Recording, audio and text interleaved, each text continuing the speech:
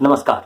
आज हम लोग बात कर रहे हैं पठान मूवी की और मूवी की बात शुरू करें इससे पहले हम आपको बता दें कि एक डिस्क्लेमर जो कि शायद आपने देखा होगा कभी कभी प्रचार के शुरू में कभी कभी मूवीज की शुरुआत में दिखाया जाता है और बताया जाता है कि ये जो खतरनाक स्टंट है इसे पेशेवर लोगों पर फिल्माया गया है। अकेले में या खुद इसे नकल करने की कोशिश ना करें। तो भैया इस फिल्म को देखने अगर आप जा रहे हैं तो मुझे भी वही डिस्क्लेमर इस्तेमाल करना पड़ेगा। मेरे जैसे पेशेवर लोग, अभ्यस्त लोग इस फिल्म को देख सकते हैं। अगर आप ये करने जा रहे हैं तो ये अपने रिस्क पर करें, क्योंकि इसके बाद आपके पैसे और आपकी मानसिक स्थिति का जो होगा उसकी जिम्मेदारी किसी भी तरह से मेरी या किसी और की नहीं होगी। आपका फैसला था तो जिम्मेदारी भी आपकी होगी। खैर, तो चलिए हम लोग चलते हैं पठान मूवी पर। और इस मूवी की शुरुआत हम बता दें कि एक पाकिस्तानी जनरल से होती है। ये पाकिस्तानी जनरल बेचारा कैंसर का शिकार होता है और कैंसर का ये मरीज 2-3 साल जिंदा बचने वाला है। और इससे पहले कि वो मरे, वो तय करता है कि वो भारत पर एक बड़ा हमला करके ही मरेगा। तो ये हमला वो खुद नहीं कर सकता था, इसलिए वो क्या करता है कि वो किराए के लोगों को ढूंढता है। और इस तरह फिल्म में जॉन अब्राहम की एंट्री होती है। यहां पर हमें दिखाया नहीं गया है कि जॉन अब्राहम है ये आदमी, मगर ये बता दिया गया है कि किराए के लोग होते हैं, पैसे के लिए लड़ने वाले लोग होते हैं, जो आतंकवादियों की तरह हम पर गोलियां चलाने आते हैं। यानी कि कसाब वगैरह जिसके बारे में आप जानते हैं, ये लोग किसी आइडियोलॉजी की वजह से नहीं आए थे, ये तो पैसे के लिए आए थे। तो इस तरह से एक आइडियोलॉजी को, जिसको हम लोग जानते हैं कि आतंक की जड़ में होता है, उसे आतंक से काटकर हटा दिया गया है और पैसे को आतंक की वजह बता दिया गया है। तो अगली बार जब आपको कहे कोई कि आतंक का कोई मजहब नहीं होता, तो इस फिल्म को अगर आप देख रहे हैं तो आप मान लीजिएगा, ठीक है ना। तो चलिए आगे चलते हैं। आगे होता यूं है कि आगे कहानी एक JOCR नाम की संस्था पर शुरू होती है और इस JOCR नाम की संस्था का जो उच्चारण होता है वो जोकर होता है। अब ये जोकर जो है ये भारत की एक संस्था है, यानी कि भारत की जो जासूसी संस्था है उसे जोकर बताने का प्रयास किया गया है। अब ये आपको अच्छा लगे या ना लगे, ये आपकी मर्जी है। अच्छा, गौर कीजिए कि यहां तक जो वजहें दिखाई गई हैं, किस वजह से आतंकी भारत पर हमला करना चाहते हैं या करवाना चाहते हैं, या कोई आदमी इतना भड़क जाता है कि वो भारत पर आतंकी हमला करवाना चाहे, तो उसकी वजह दिखाया गया है कि 370 जो कश्मीर से हटा दिया गया, उसकी वजह से भड़क कर ये फौजी जनरल जो है ये भारत पर हमला करवाने के लिए इतने पैसे खर्च कर रहा है। कितनी मजेदार बात है। क्यों मजेदार बात है? इसलिए मजेदार बात है कि ऐसी बातें करने के बाद भी, ऐसी फिल्म बनाने के बाद भी, जैसा उरी फिल्म के वक्त हुआ था, वैसे किसी को टॉक्सिक हाइपर नेशनलिज्म याद नहीं आया। Because Shahrukh is so cool, you know. बेचारे उरी वाले जो थे वो उतने कूल तो नहीं थे ना, तो उनकी फिल्म जो थी वो टॉक्सिक हाइपर नेशनलिज्म से भरी हुई थी। और ये वाली फिल्म जो है ना, ये टॉक्सिक हाइपर नेशनलिज्म से भरी हुई नहीं है। It is just a movie, you need to watch it for entertainment, you know, you should watch it. तो खैर, अब चलते हैं आगे और देखते हैं कि फिल्म की कहानी आगे कैसे कैसे क्या क्या मोड़ लेती है। बड़े अजीब अजीब मोड़ लेती है। और इसमें शाहरुख खान की थोड़ी देर के बाद जब एंट्री होती है तो वो आते ही अज्ञात कारणों से एक आतंकी को मार रहा होता है। उस आतंकी को जब वो मार कर निपटा कर तैयार होता है तो उसके बाद दिखाते हैं कि फ्लैशबैक में थोड़ी बहुत आगे पीछे चल रही होती कहानी, तो बताया जाता है कि कैसे ये किरदार जो था पहले बड़ा ही भारतीय हुआ करता था और आजकल जो है वो भारत के पक्ष में लड़ नहीं रहा, कुछ कर नहीं रहा, कहीं गायब है। और जो दूसरे छोटे किरदार होते हैं फिल्म के, वो लोग पूछ रहे होते हैं कि अच्छा हम लोग उन्हीं को ढूंढने जा रहे हैं क्या, मतलब पठान को ढूंढने जा रहे हैं क्या। अब पठान का नाम पठान कैसे पड़ा, इसके पीछे की कहानी भी बड़ी अनोखी सी है फिल्म में। फिल्म में थोड़ा आगे बढ़ने पर यह दिखाया जाता है कि शाहरुख खान जो है वो अपनी हिस्ट्री बता रहा होता है, अपना अतीत बता रहा होता है कि कैसे वो भारतीय सेना में था और उसकी पोस्टिंग अफगानिस्तान में थी और वो गांव में बच्चों को एक मिसाइल से बचा लेता है। अमेरिकी मिसाइल जो थी वो गलत निशाने पे लगने जा रही थी और उसमें बच्चे मारे जाने वाले थे। आपको तो पता ही है, अमेरिकी मिसाइल से बच्चे मारे जाते हैं, आतंकी थोड़ी मरते हैं। हाँ, तो ये सीख लेने के बाद आप आगे देखिए फिल्म को, और फिल्म में आप ये भी सीख जाएंगे कि वहाँ जो महिलाएं होती थी वो अनजान अज्ञात पुरुषों से बड़े आराम से बात कर सकती थी। अभी जो तालिबान वाली हालत है, वैसी वाली हालत वहाँ की बिल्कुल नहीं है। कैसी हालत है? तो वहाँ की हालत ऐसी है कि वहाँ महिलाएं आती हैं, भारतीय सेना के एक जवान को ताबीज़ बांधती हैं और उसे अपना बेटा बना लेती हैं और उसका नाम वहाँ से पठान पड़ जाता है, और पूरा गांव जो होता है वो उसके घायल होने पर हर रोज उसके लिए दुआ मांग रहा होता है। बहुत भले लोग हैं, वेरी नाइस पीपल। तो फिल्म की कहानी आगे जो मोड़ लेती है वो कुछ ऐसी है कि उसमें पठान भारतीय राष्ट्रपति को बचाने निकलता है। भारतीय राष्ट्रपति एक वैज्ञानिकों के सम्मेलन में दुबई जा रहे होते हैं और वहां उन्हें बचाने का प्रयास करने की कोशिश में पीछे पीछे पठान भी पहुंचता है, और तब उसे पता चलता है कि असली निशाना जो था वो राष्ट्रपति पर था ही नहीं, वो तो वैज्ञानिकों पर था। पठान जाता है और वैज्ञानिकों को बचाने की कोशिश करता है। यहाँ पर कई उड़ने कूदने उछलने वाले दृश्य आपको दिखेंगे। फिल्म की शुरुआत है, इसीलिए एक बार आप इसे बर्दाश्त कर सकते हैं। तो कारों की लंबी दौड़ भाग होती है। इस कूद फांद और उठापटक दौड़ भाग वगैरह के बीच हीरो विलेन से, यानी कि हमारे जॉन अब्राहम से टकराता है। इस वक्त जब जॉन अब्राहम की एंट्री होती भी है, उसने एक मास्क लगा रखा होता है और उसके सिर्फ टैटू दिखाए जाते हैं, चेहरा नहीं दिखाया जाता। थोड़ी देर के बाद वो मास्क उतारता है, अपना परिचय देता है। यहाँ भी जो पीछे बैकग्राउंड म्यूजिक चल रहा है उसमें से आपको टॉक्सिक हाइपर नेशनलिज्म की बू शायद आए, हो सकता है ना भी आए। अगर आप लिबरल हैं तो आपको नहीं आएगी, संघियों को आती है, यू नो। तो खैर, हम लोग थे फिल्म की कहानी पर, और यहाँ पर उछल उछल कर कार की छत पर, कभी ट्रक की छत पर मारपीट हो रही होती है। एक हेलीकॉप्टर से दूसरे हेलीकॉप्टर में तार फंसा दिया जाता है। मतलब कुल मिलाकर के जैसा दक्षिण भारतीय फिल्मों में देखा होगा आपने, जो कॉमेडी सीन की तरह कभी कभी लोग जीआईएफ के तौर पर इस्तेमाल कर रहे होते हैं सोशल मीडिया पर, कुछ उसी किस्म का एक्शन सीन है यहाँ पर।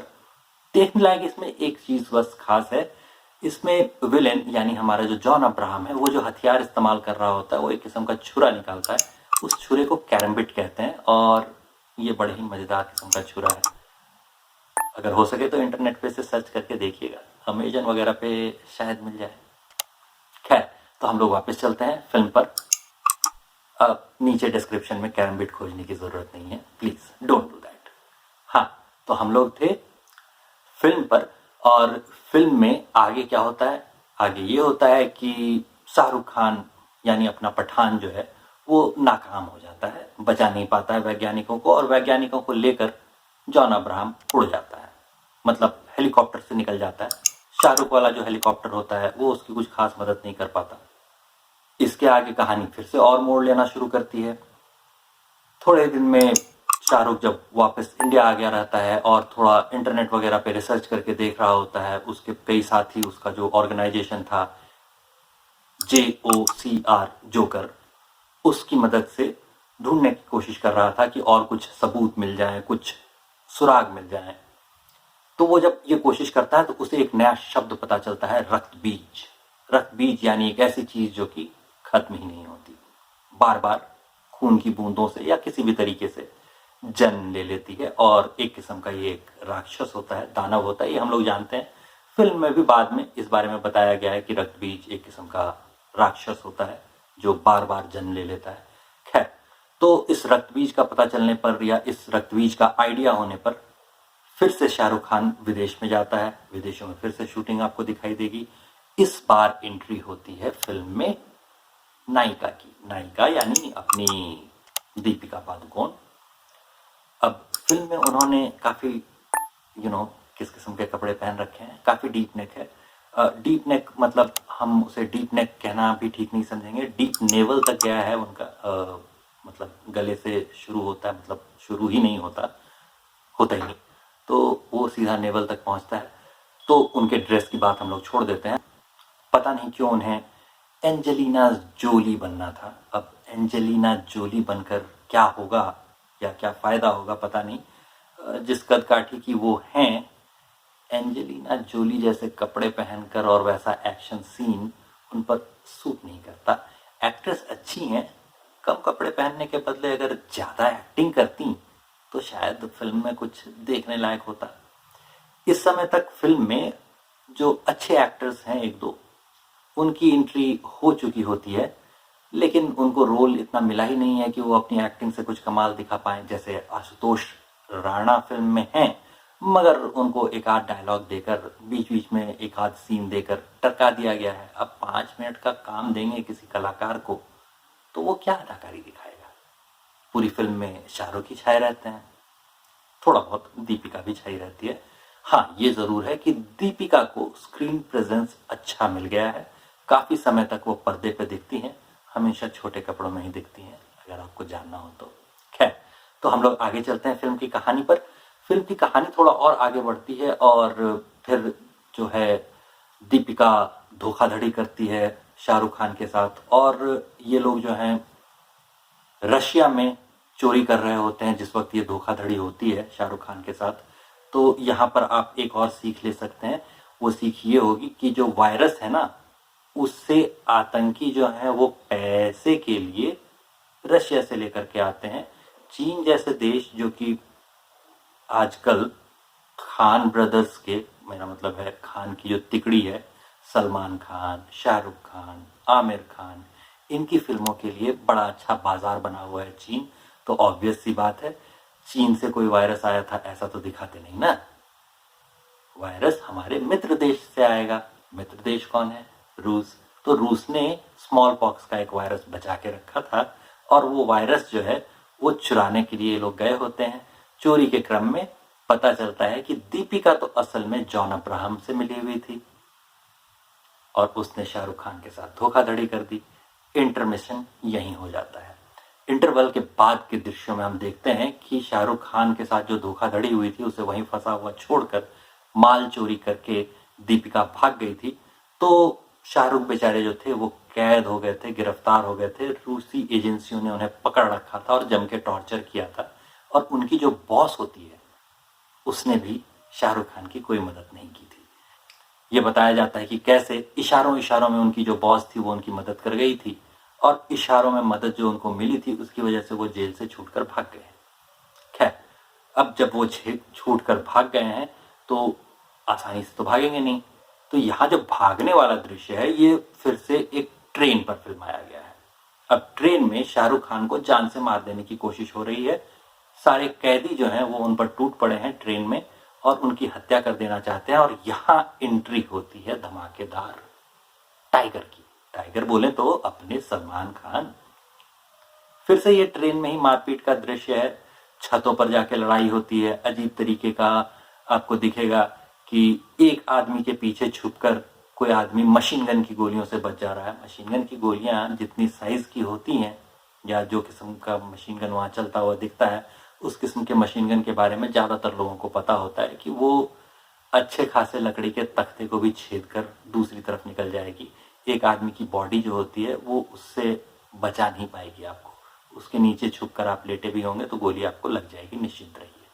तो खैर, लेकिन बच जाते हैं। सलमान भी बच जाते हैं, शाहरुख भी बच जाते हैं, और ये लोग कई आश्चर्यजनक, मतलब काफ़ी कुछ कार्टून फिल्मों जैसे एक्शन सीन दिखाते हुए सारी कहानी, मतलब विलेंस की सारी कहानी, वहाँ पर जो मौजूद विलेन होते हैं उन सब की कहानी निपटा कर वहाँ से आगे निकलते हैं। यहाँ से सलमान जो हैं वो फिल्म से भी एग्जिट कर जाते हैं निकलते ही, और शाहरुख जो हैं वापस फिल्म में आ जाते हैं। अब यहाँ से कहानी थोड़ी और आगे चलती है, थोड़े और मोड़ आते हैं। फिर पता चलता है कि जॉन अब्राहम ने जो वायरस चुराया था उसे म्यूटेट कर डाला था, और उसके बाद उससे वो भारत पर हमला करने वाला है, और बचने के लिए बहुत कम घंटे हैं। और मदद कौन करेगा? तो मदद करने के लिए आती है फिर से दीपिका। दीपिका पादुकोण इस फिल्म में आईएसआई एजेंट बनी है, जो कि भारतीय एजेंट की मदद कर रही है। और भारत की जो जासूसी एजेंसी होती है raw, research and analysis wing, उसका भूतपूर्व कर्मचारी होता है जॉन अब्राहम, यानी फिल्म का खलनायक। कितनी मजेदार बात है। भारतीय एजेंसी का जो जासूस होता है वो भारत के खिलाफ काम कर रहा है, पाकिस्तानी एजेंसी की जो लड़की है वो तो भारत की मदद कर रही है। आपको तो पता ही है, ऐसा ही होता है। ये तो हुक्मरानों ने नफरत फैला रखी है, वरना जनता तो मोहब्बत चाहती है जी, है ना। अरे ऐसा ही होता है। चूंकि ये पता चल गया था कि ये एक किस्म का वायरस है जिसे म्यूटेट कर दिया गया है, तो ये लोग एक नकली दृश्य क्रिएट करते हैं, उससे एक नकली वीडियो बनाते हैं, और उस न्यूज़ का वीडियो देखकर जब पाकिस्तानी जनरल जो कैंसर से मर रहा था वो भड़क जाता है, तो वो जॉन अब्राहम को डांटना शुरू करता है। जांच के लिए ये लोग जब आदमी अपने भेजते हैं उस गांव में, तो अफगानिस्तान के उस गांव में पहुंचते हैं वो लोग, जहां पर कथित रूप से इसी वायरस का, ये जो रक्त बीज वाला वायरस था जिसको इन लोगों ने म्यूटेट करके स्मॉल पॉक्स का कुछ ऐसा बना दिया था जो कि ज़्यादा खतरनाक है, जिसका वैक्सीन उपलब्ध नहीं है। तो भाई ये उस बीमारी से वहाँ लोग मर रहे थे, इसको चूंकि न्यूज़ एक लोकल न्यूज़ चैनल ने दिखा दिया था, तो ये लोग वहाँ पहुँचते हैं जांच के लिए, और जांच के लिए जब ये पहुँचते हैं तो वहाँ शाहरुख पहले से मौजूद होता है। वो सारे गुंडों को अपने काबू में लेता है, गुंडों के कपड़े पहनता है, उनका मास्क वास्क लगाता है और पहुँच जाता है कहाँ? जी हाँ, सीधा जॉन अब्राहम के अड्डे पर। अब चूंकि यहाँ पर फिल्म खत्म होने वाली होती है तो मारपीट शुरू होती है, और जैसा कि पुरानी तिरंगा फिल्म में आपने देखा होगा, वैसे ही जॉन अब्राहम का जो मिसाइल होता है उसमें से वो ऑर्ब निकाल लेने के लिए, वो गोला निकाल लेने के लिए कहा जाता है। जैसे कि पुरानी फिल्म में फ्यूज कंडक्टर निकाला जाता था ना, तो मिसाइल उड़ नहीं पाता था, तो इसमें मिसाइल को उड़ने से नहीं रोकते, इसमें मिसाइल में से सिर्फ वो वायरस निकाल लेने कहते हैं। तो एक आदमी जो होता है वो ये करने में जुट जाता है, और फिर मारपीट होती है, और शाहरुख खान जो है वो जॉन अब्राहम के पीछे दौड़ता है।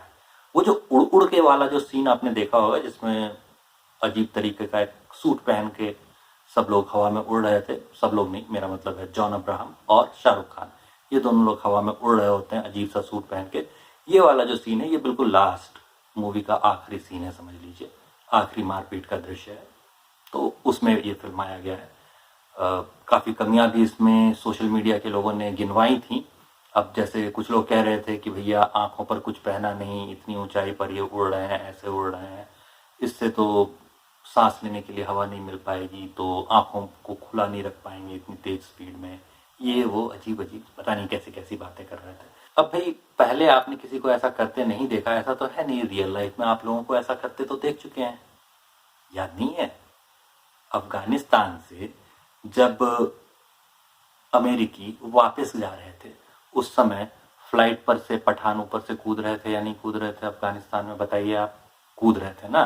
कौन सा गियर लगाया था उन्होंने? कोई सेफ्टी गियर नहीं लगाया था। ये जो फिल्म में दिखाते हैं कुछ रॉकेट जैसा, कुछ पंख जैसा, वैसा कुछ भी नहीं लगाया था उन लोगों ने। उड़े थे कि नहीं उड़े थे? उड़े थे ना। तो ये फिल्म में भी उड़ सकते हैं, क्यों नहीं उड़ सकते? तो उड़े ये लोग, और उड़ने के बाद जो है एक का, जाहिर सी बात है शाहरुख का वो जो सूट होता है अजीब सा, वो खराब हो जाता है, और उसका सूट जब ब्लास्ट हो जाता है तो वो अपने सूट में से निकल के जॉन अब्राहम वाले सूट पर कूद जाता है। अब प्लीज ये मत कहिएगा कि कैसे असंभव से दृश्य है या कैसी असंभव सी कल्पनाएं हैं। भैया फिल्म है, it is for entertainment, you no, आप उसे इंटरटेनमेंट के लिए देखिए, please don't insert toxic hyper nationalism into it. ठीक है, तो हम लोग चलते हैं वापस फिल्म पे, और यहाँ लास्ट सीन है, मारधाड़ हो रही है। मारधाड़ के बाद जाहिर सी बात है शाहरुख खान जीत जाता है, और जो असली ऑर्ब होता है वो मिसाइल में तो था नहीं, वो मिसाइल में से पहले ही निकाल लिया था और उसे डाला हुआ था एक एरोप्लेन में। उस एरोप्लेन में जहाँ पे डाला हुआ था तो उसका जो डेटोनेटर था वो जॉन अब्राहम के पास था। मार पीट कर शाहरुख खान डेटोनेटर छीन लेता है और भारत को बचा लेता है, भारत को नहीं, दिल्ली को बचा लेता है, क्योंकि प्लेन दिल्ली में उतरने वाला था। फिल्म यहाँ पे खत्म हो जाती है। आखिरी सीन है, कुछ कुछ लटके झटके वहाँ दिखाए गए हैं। पूरी फिल्म में देखने लायक वो गाना जो था बेशरम रंग वाला, जिसको कि हम क्या बताएं, यूट्यूब पर भी पूरा नहीं देख पाए, मगर फिल्म में हमने पूरा देख लिया है। अब यहाँ पर एक चीज़ हम और बता देना चाहेंगे कि हमने फिल्म सिनेमा हॉल में नहीं देखी, कुछ दुष्ट लोग जो हैं गलत तरीके इस्तेमाल करते हैं। फिल्मों की पायरेसी के हम बड़े खिलाफ हैं, किताबों की पायरेसी के भी हम बड़े खिलाफ हैं, लेकिन कुछ लोग जो हैं वो पायरेसी से ही अपना काम चलाते हैं। ये जो कुटिल खल कामी लोग होते हैं, अब ये लोग क्या करते हैं ना, टेलीग्राम जैसे माध्यमों से फिल्म को शेयर कर लेते हैं, डाउनलोड वगैरह करके देखने लगते हैं। मैं इस तरीके का बिल्कुल समर्थन नहीं करता। आपसे भी मेरा ये निवेदन है कि इस तरीके का समर्थन बिल्कुल ना करें। टेलीग्राम वगैरह पर फिल्में ना बांटें। बॉलीवुड को कुछ तो पैसे कमाने दें, माफ़ कीजिएगा, उर्दू वुड को कुछ तो पैसे कमाने दें। थोड़ा बहुत सिनेमा हॉल में देख आइए। अब शो तो ये किया जा रहा है कि शो काफ़ी हाउसफुल चल रहे हैं, काफ़ी भरी हुई है, काफ़ी भीड़ है, मगर सच्चाई मुझे भी लगता है कि सिनेमा हॉल खाली ही जा रहे हैं। जैसा अभी थोड़े दिन पहले एक और फिल्म के साथ हुआ था, कहा गया कि काफ़ी चली है, विदेशों में काफ़ी कमाई हुई है। तो आप लोग इस फिल्म को भी विदेशों में कमाई करने के लिए मत छोड़िए। कोशिश कीजिए कि पायरेटेड वर्जन ना देखें। अब अच्छी बात नहीं होता, पायरेटेड वर्जन टेलीग्राम से डाउनलोड करना बड़ी ही गलत बात है। तो उम्मीद है आप लोग किताबों की और फिल्मों की ऐसी पायरेसी के खिलाफ काम करते रहेंगे, या मेरे हाथ मजबूत करेंगे, मेरा सहयोग करेंगे। रहा सवाल फिल्म का, तो मैंने पहले ही कह दिया था, रिस्क आपका है, पैसे आपके हैं, दिमाग भी आपका है। नुकसान हो जाए तो उसकी जिम्मेदारी भी आपकी है, क्योंकि फिल्म देखने का फैसला आपने किया था। इतनी जानकारी के बाद भी अगर आप फिल्म देखने पहुंच रहे हैं तो 100% योर डिसीजन। धन्यवाद।